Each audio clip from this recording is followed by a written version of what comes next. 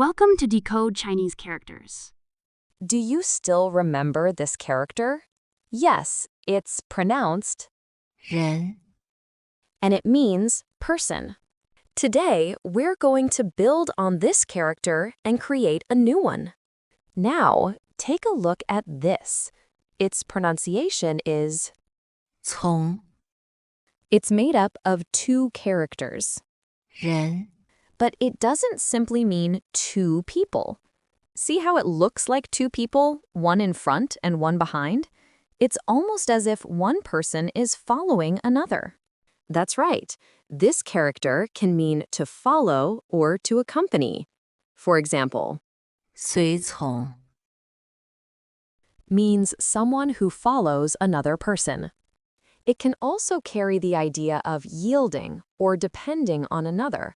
For example, 顺从 means to obey or comply with someone or something without resistance.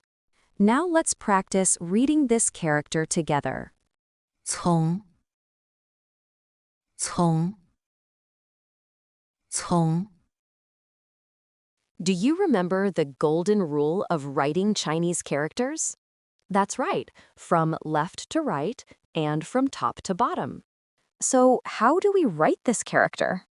We simply write two characters, 人 one after the other, from left to right. But here is an important detail. The left part should be drawn a little smaller and the right part a little larger. Have you got it now?